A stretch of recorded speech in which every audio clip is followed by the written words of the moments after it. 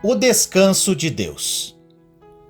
No livro de Hebreus, capítulo 4, versículo 3 diz assim: Pois nós, os que cremos, é que entramos naquele descanso, conforme Deus disse: Assim jurei na minha ira, jamais entrarão no meu descanso, embora suas obras estivessem concluídas desde a criação do mundo.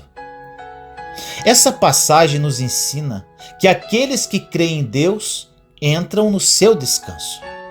Experimentar o descanso de Deus é uma maneira pela qual você pode dizer se realmente está andando em fé, ou se está apenas tentando ter fé.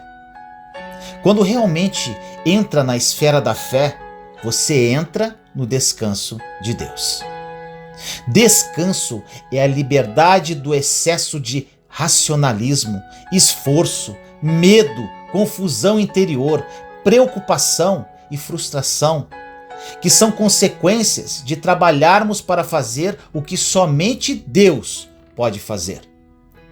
Estar no descanso de Deus não é necessariamente descansar das atividades físicas, mas descansar na confiança em meio a tudo o que se passa na vida.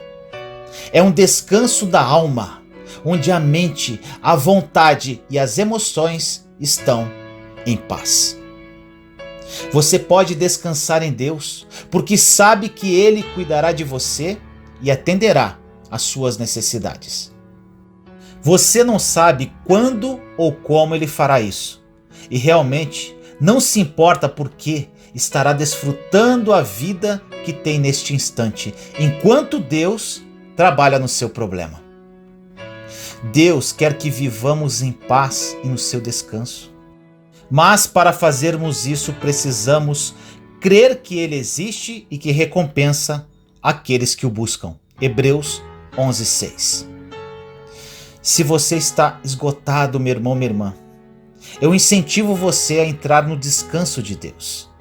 Eu encorajo você a deixar de tentar controlar tudo e todos ao seu redor e a simplesmente deixar Deus fazer por você o que só Ele pode fazer. Independentemente do que você está enfrentando hoje, Deus quer ajudá-lo e lhe dar o descanso. Ore comigo assim: Senhor amado, nos colocamos em Sua santa e doce presença neste dia, eu, meus irmãos e irmãs em Cristo Jesus. Pai amado, muitos dos seus filhos e filhas que oram comigo agora e ouviram essa mensagem não sabem descansar em Ti. Estão esgotados, tentando lutar com suas próprias forças, tentando controlar tudo e todos ao seu redor. Muitos estão frustrados depois de tanto insistir. Que eles entendam que não precisam se preocupar com nada. Precisam apenas lançar sobre Ti as suas preocupações e descansar. Ajude-os, Pai. Assim nós oramos, em nome do nosso Senhor Jesus Cristo. Amém.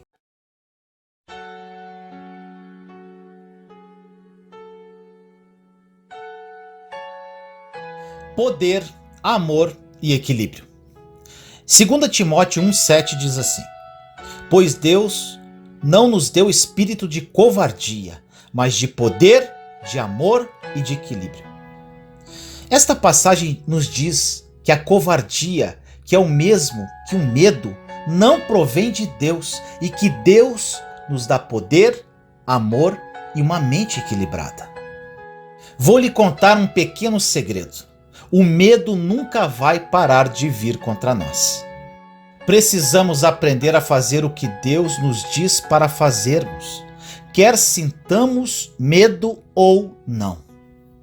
Devemos fazer com medo, se necessário, mas é isto o que a coragem faz. Ela sente o medo e faz o que deve ser feito mesmo assim. Sempre pensei que enquanto sentisse medo, eu estaria sendo covarde, mas aprendi algo diferente quando Deus disse a Josué, repetidamente, para não temer. Olha essas passagens. Josué capítulo 1, versículo 9. Não fui eu que lhe ordenei? Seja forte e corajoso, não se apavore, nem se desanime, pois o Senhor, o seu Deus, estará com você por onde você andar. Josué capítulo 10, versículo 8. E disse o Senhor a Josué: não tenha medo desses reis, eu os entreguei nas suas mãos. Nenhum deles conseguirá resistir a você. Ele estava dizendo que o medo iria atacá-lo, mas que ele tinha de andar em obediência ao que Deus havia dito. Não somos covardes porque sentimos medo. Somos covardes somente se deixarmos que o medo governe as nossas decisões. O medo produz danos físicos e emocionais. Quando o medo nos ataca, podemos nos sentir trêmulos e fracos ou começar a suar. Pode ser necessário ter de reunir todas as forças apenas para falar ou nos mover.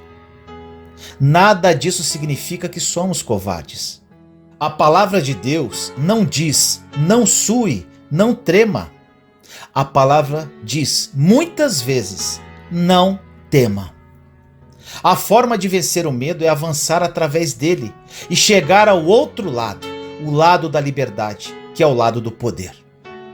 Nunca esqueça que se deixar o medo entrar, a fé sai. Eles não ocupam o mesmo espaço. Somos cristãos, somos mais que vencedores em Cristo Jesus. Não vivemos por sentimentos e emoções. Vivemos pela fé. Ore comigo assim: Senhor amado, nos colocamos em sua santa e doce presença neste dia, eu, meus irmãos e irmãs em Cristo Jesus. Pai querido, o Senhor nos deu um espírito de poder, amor e equilíbrio. O medo não provém de ti. Sabemos que o medo sempre virá contra nós, mas não temeremos, Pai, pois não vivemos por sentimentos e emoções, mas sim pela fé. Somos mais que vencedores em Cristo Jesus. Obrigado, Pai. Assim nós oramos em nome do nosso Senhor Jesus Cristo. Amém.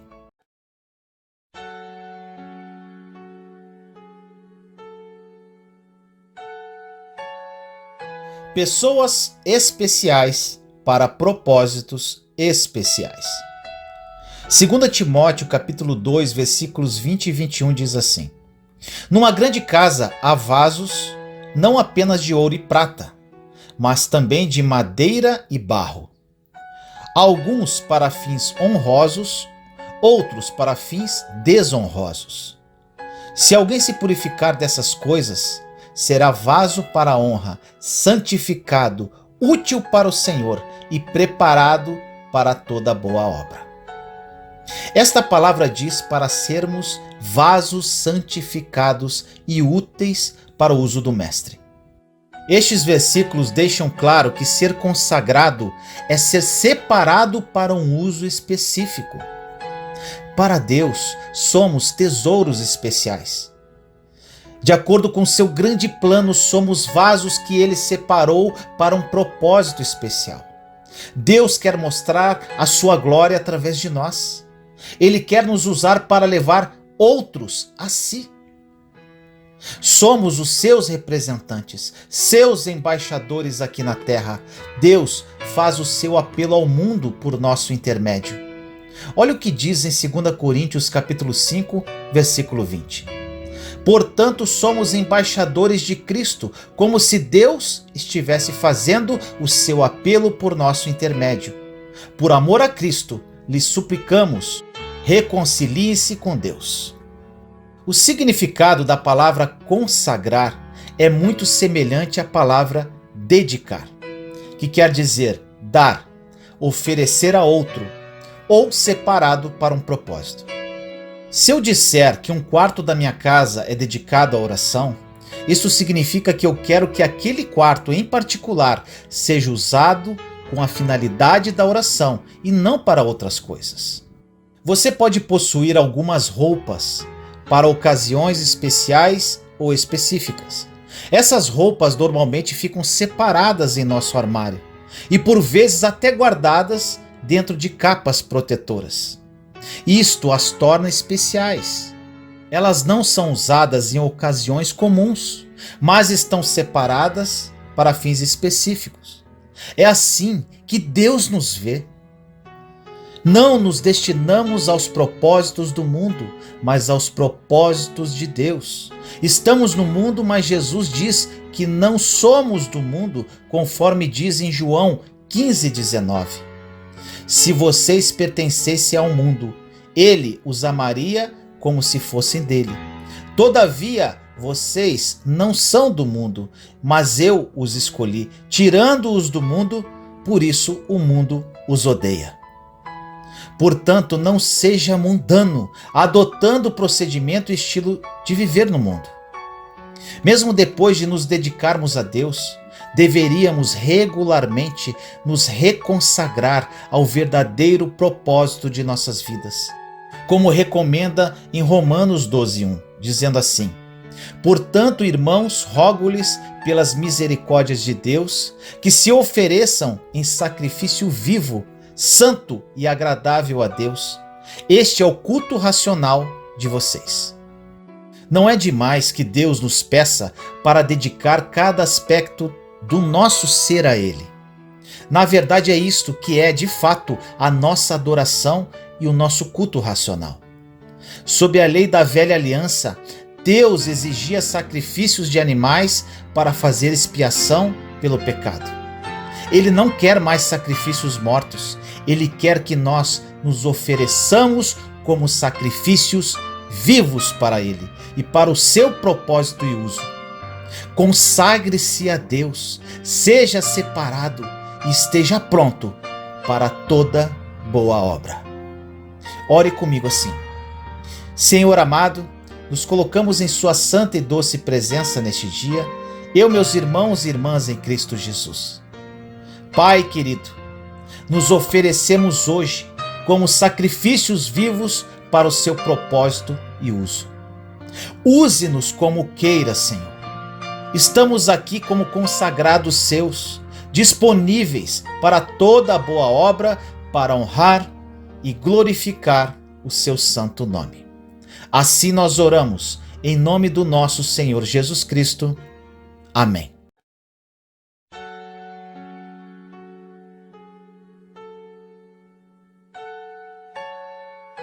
Evite controvérsias a todo custo. Em 2 Timóteo, capítulo 2, versículos 23 e 24, diz assim: evite as controvérsias tolas e fúteis, pois você sabe que acabam em brigas. Ao servo do Senhor não convém brigar, mas sim ser amável para com todos, apto para ensinar e paciente. O servo do Senhor deve ser um gerador e mantenedor da paz. Ele não deve entrar em controvérsias. Controvérsia é briga, discussão, discórdia acalorada e propensão à ira.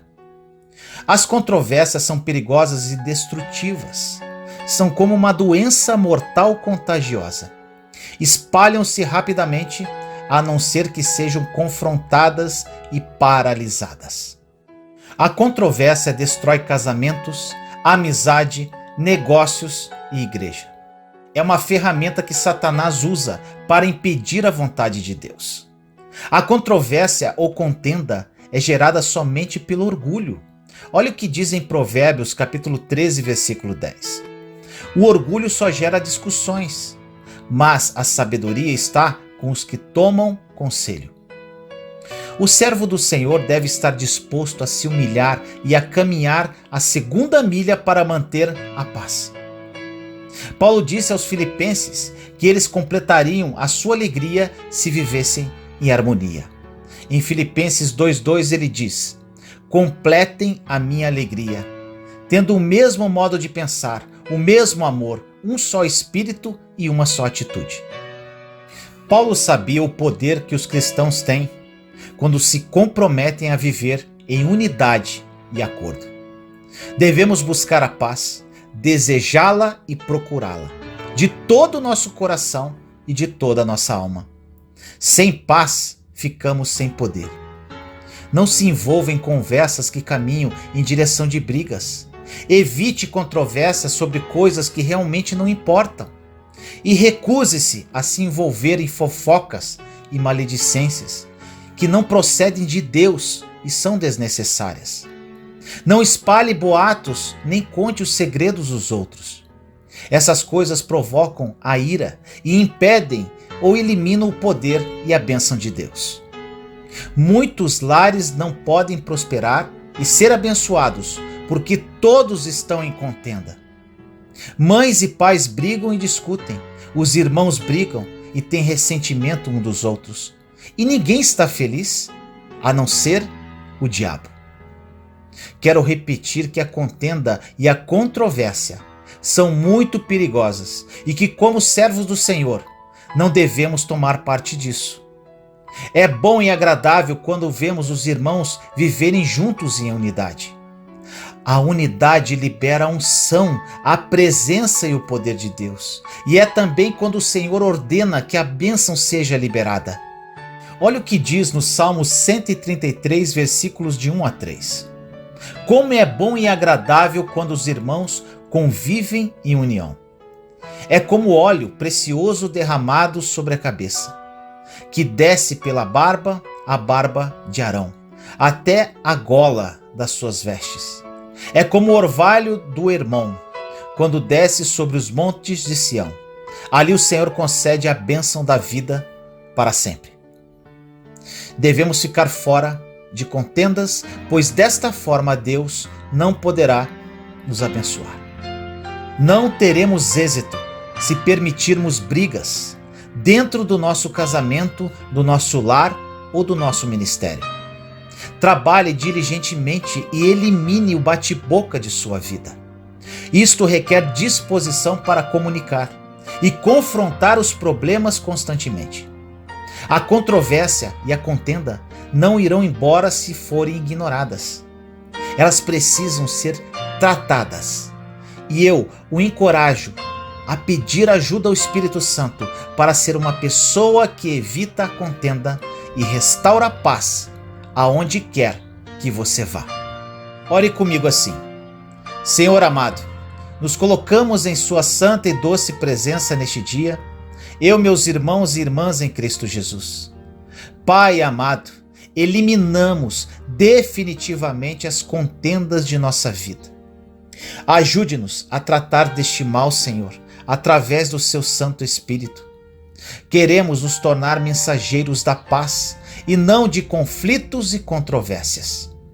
Vamos viver como uma igreja unida com o propósito de levar o amor e a paz para a humanidade. Ajude-nos, Pai. Assim nós oramos em nome do nosso Senhor Jesus Cristo. Amém.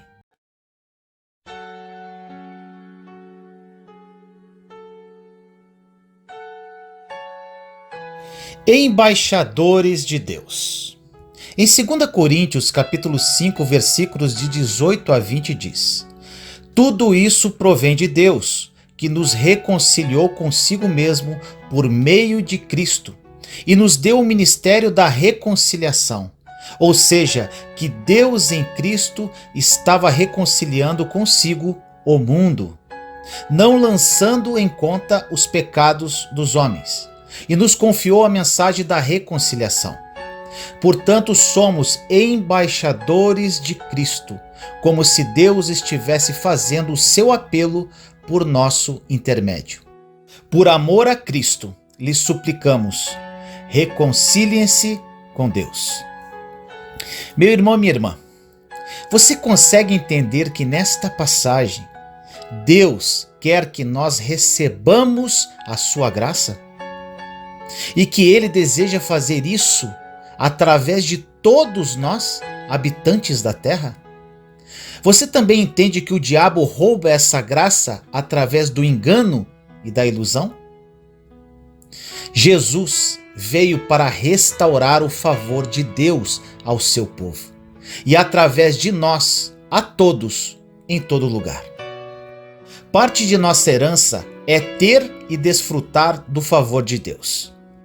Parte do nosso ministério é agir como embaixadores de Cristo, atraindo outros para receberem o maravilhoso dom de Deus do perdão e da reconciliação, e compartilharem da sua maravilhosa graça, do seu favor imerecido. Deus quer nos restaurar para obtermos sua graça e agirmos como seus embaixadores na terra. É assim que precisamos olhar para nós, como emissários de uma terra estranha. A Bíblia diz que somos estrangeiros aqui, que esta terra não é nosso lar, que estamos simplesmente de passagem. Olha o que diz em 1 Pedro capítulo 2, versículo 11. Amados, insisto em que, como estrangeiros e peregrinos no mundo, vocês se abstenham dos desejos carnais que guerreiam contra a alma. Por nosso intermédio, Deus faz o seu apelo ao mundo para que receba o seu perdão, a sua graça e o seu favor. Agora pense por um instante. Como os embaixadores estrangeiros são tratados? Não são tidos como realeza? É assim que devemos esperar ser tratados, e esta é a maneira pela qual devemos considerar aqueles a quem somos enviados pelo Senhor em nome do seu reino. A Bíblia nos diz que não somos embaixadores de Cristo apenas, mas reino e sacerdotes para servir ao nosso Deus. Olha o que diz em Apocalipse, capítulo 1, versículo 6. E nos constituiu reino e sacerdotes para servir a seu Deus e Pai. A ele sejam glória e poder para todo sempre. Amém. Eis o motivo pelo qual precisamos ter uma atitude diferente em relação a nós mesmos e aos demais. Precisamos agir como embaixadores reais, como diplomatas divinos, porque somos os representantes de Deus na terra. Ore comigo assim.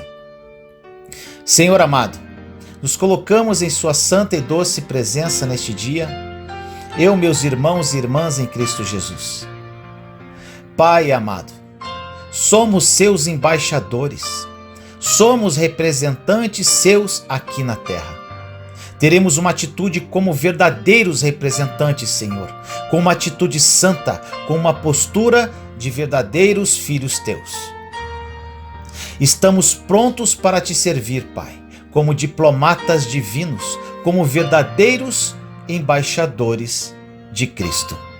Assim nós oramos em nome do nosso Senhor Jesus Cristo. Amém.